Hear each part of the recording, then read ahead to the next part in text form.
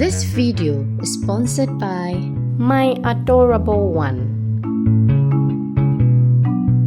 My name is Ameyaw Debrah. I'm a celebrity and lifestyle blogger. Currently, I have a son and he's about to turn 3. Well, it wasn't a surprise because we sort of worked towards it. So we were just hoping it happens. And so when it happened, we were very excited and looking forward to it.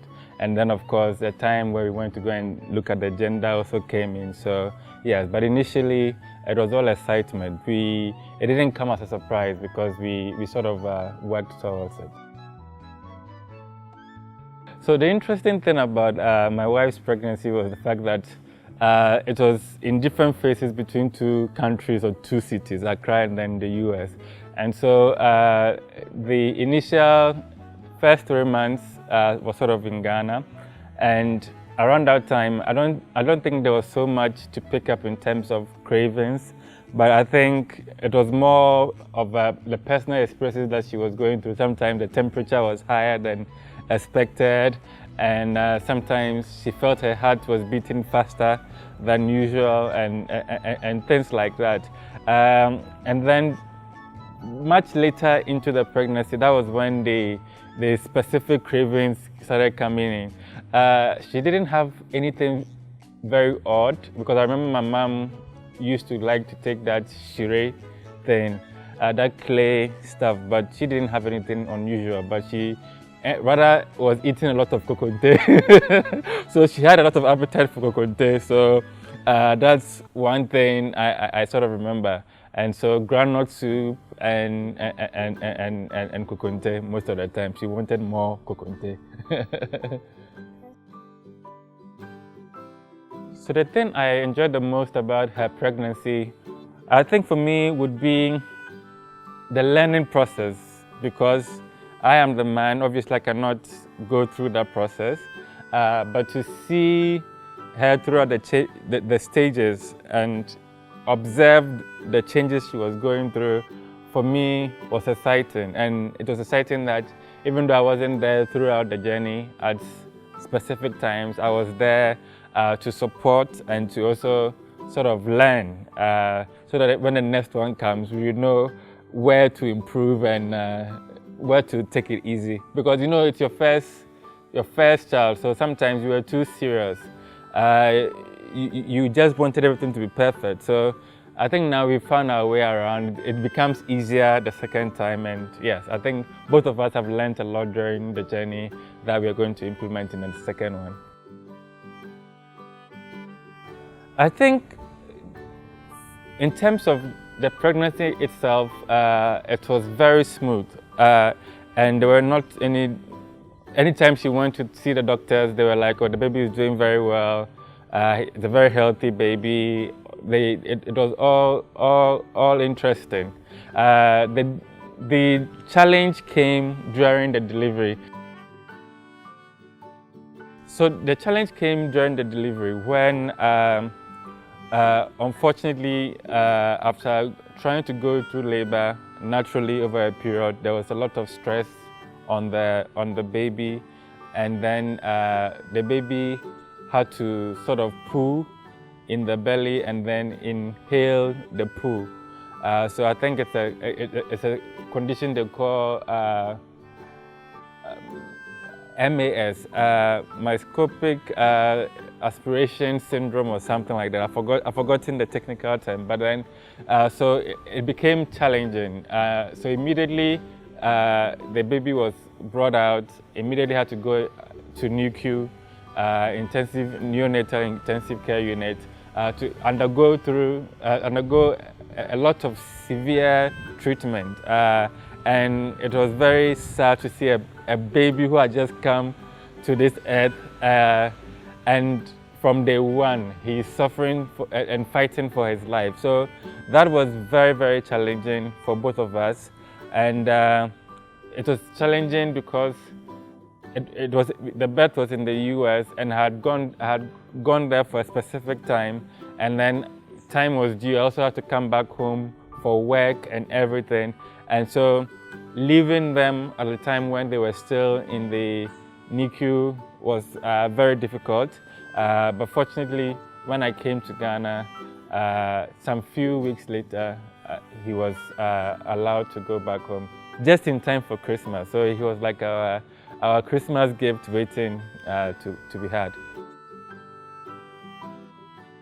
So Labor Day, that day, quite interesting. So I traveled from Ghana to Morocco to US. Just I planned it well so that I would go and witness the birth of Nathan, and we were hoping for the birth to come at a specific time because they are giving us a calendar or a window to look at. So we were looking at I think on the 21st, and then when we went to the hospital, they were like, "Oh, it doesn't look like it's coming, so you go." And then I also had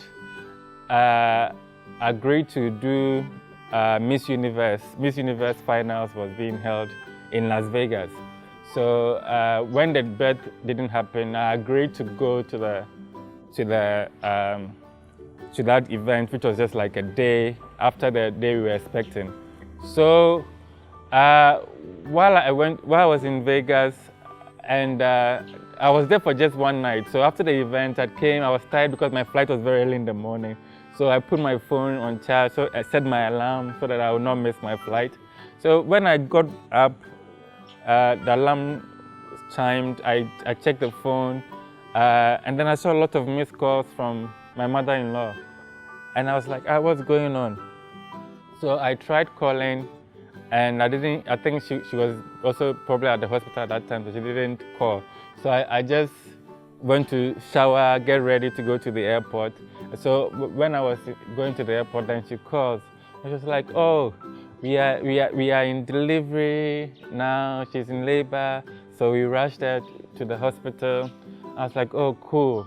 And then, so I was traveling between states. So when I arrived in one of the states, I think it was, I've forgotten which state it was. So when I arrived, I was at the airport, I turned on the phone again, and then the call came, my mother-in-law called again. "Oh, she's delivered, it's a boy." And so I was happy.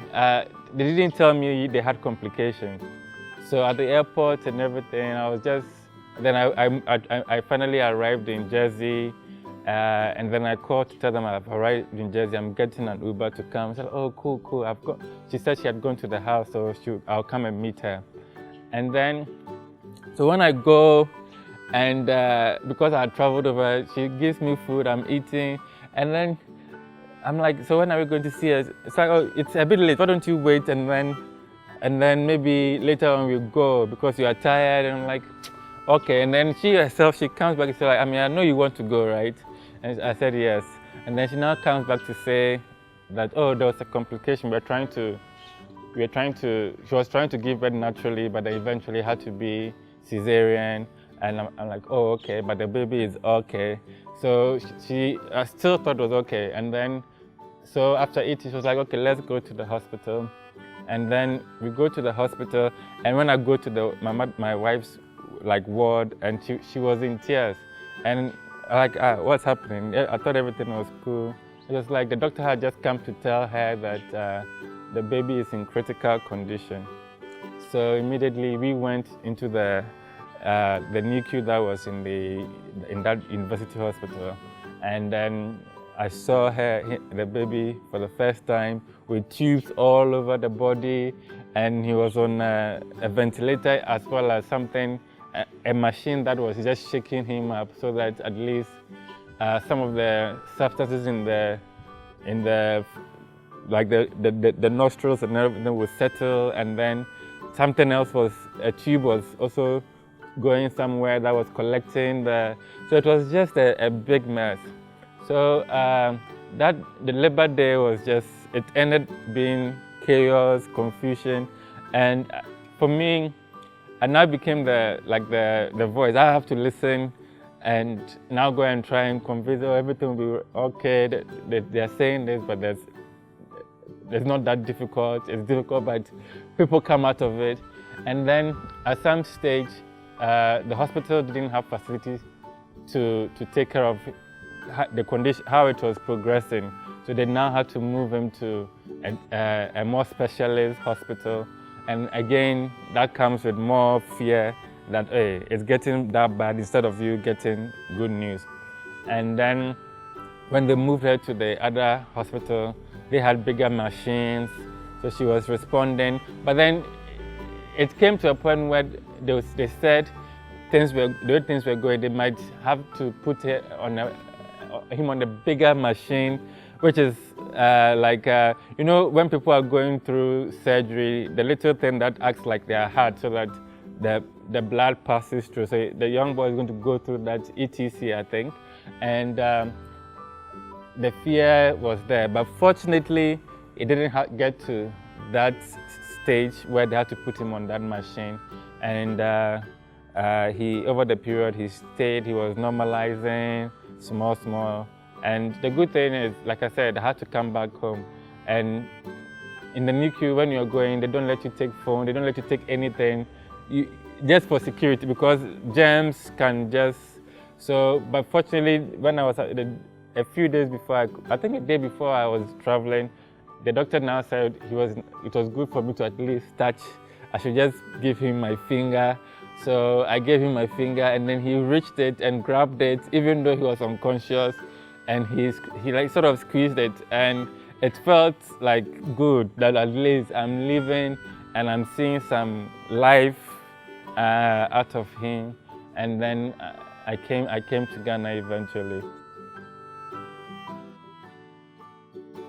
It was quite difficult. Let me go back to when the baby was still in NICU and my wife had been discharged, and she had gone through the pain of the surgery, and then she doesn't want to stay.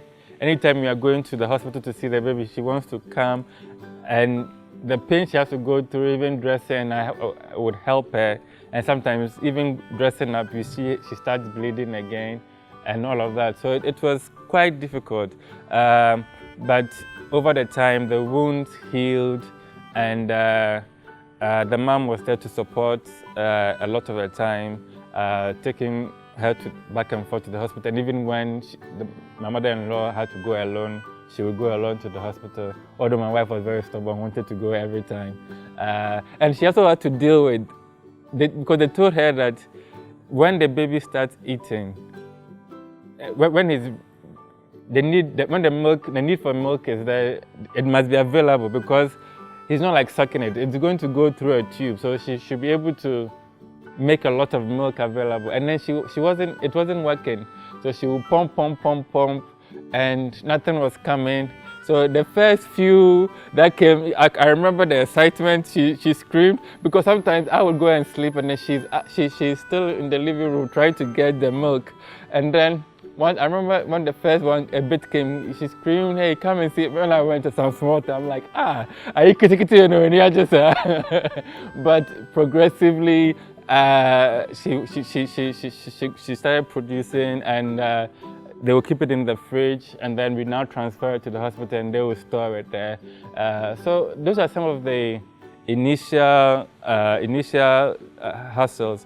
And then I went back in few months later, I think in January.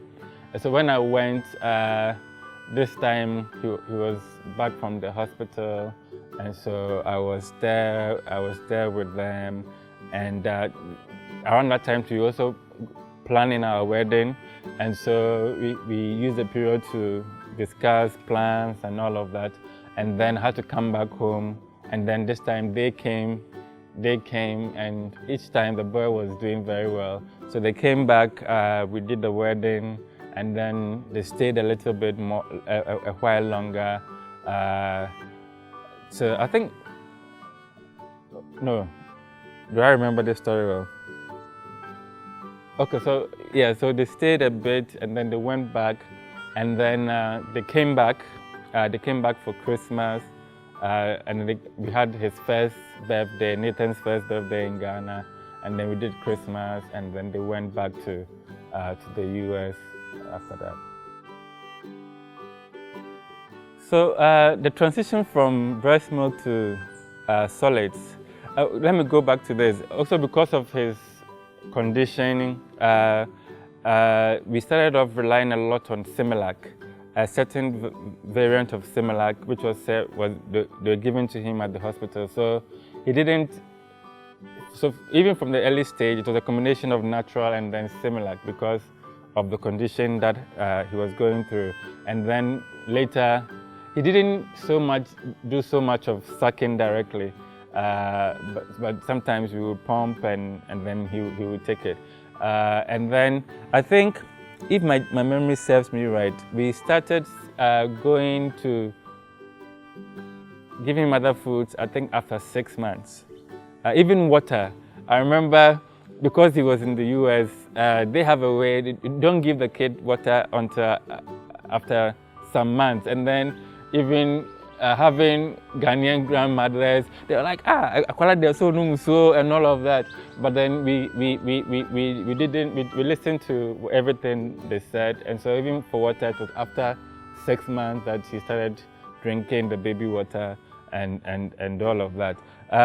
If I can remember, the kinds of solid or other baby foods he started with were from the Jeba range. So over the period, me personally, I started giving him fruits, especially tangerines and things like that. So if I'm eating, I just do it and I give it, and he was enjoying it. And then we gradually came to the point where he would now even be able to eat, even if it was rice. At least we do something different for him, he would eat. But now we've got to a point, now he's old enough. He eats bangkung, he eats fufu. No, he doesn't eat fufu. He eats bangkung, he eats jollof a lot. He likes omutu as well. And then, lunchtime he gets a heavy meal. And then in between some snacks. And then evenings he has another range that he likes to eat. So fruits and things like that. In terms of his feeding. Nathan started school in the US, so you can imagine it was quite steep, it was quite expensive for me. Also because the mom was working, and so we needed to have some sort of care at some point, because my mother-in-law was also getting older and was also working at some point. So we needed to find that. And we went through a lot. Initially, we were looking at which free options we could get, because a lot of things in the States you get for free. But for them, they were like, unless it's at a certain stage. So then now we also looked at other places that were not too far from us.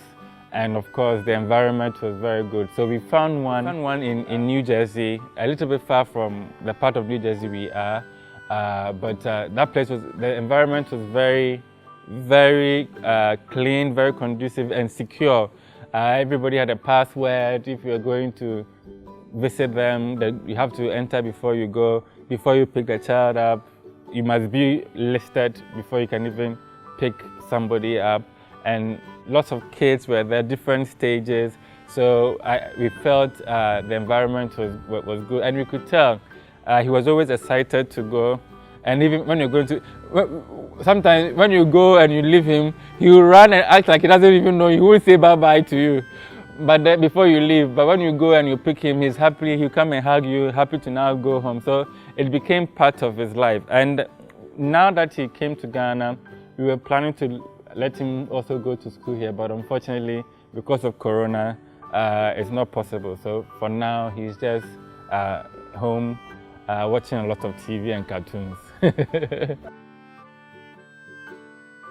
As a parent, I create my own milestones that I want to see. Of course, the first one was walking.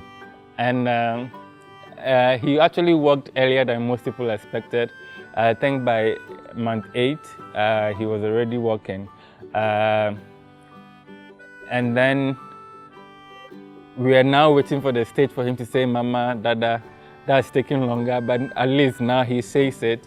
The speech hasn't come as rapidly like we thought, because of the rate he was growing fast. We thought this guy is is going to speak very fast and everything. But he's, I think, cognitively, he's on point, and the things he does would amaze you. Even in terms of health, every time we went for a checkup, they were like, he's doing very well and all of that. So it's a lot of happy news around him. So yes, everything has been quite smooth, but the biggest milestone I'm waiting for now is for him to start speaking and tell me that I want this, I want that. I just want that, because sometimes you feel like there's so much he wants to tell you, and you don't get him, and so there's that little frustration. So I'm really looking forward to when he will start speaking fully, and then the next stage after the next stage.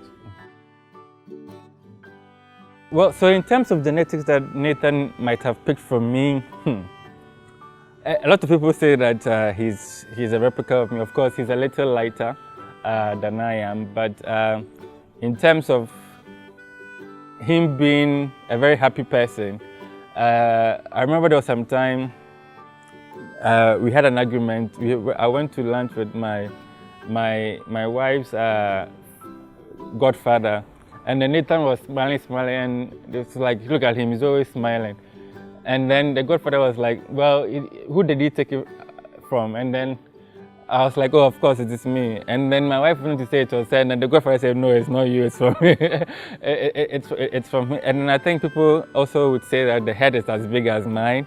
So I've seen that, but it's just a joy. Anytime he sees you and he runs to you, it's like, even when he hears your voice, he knows that his father is coming. And so that connection is something that makes me extra happy.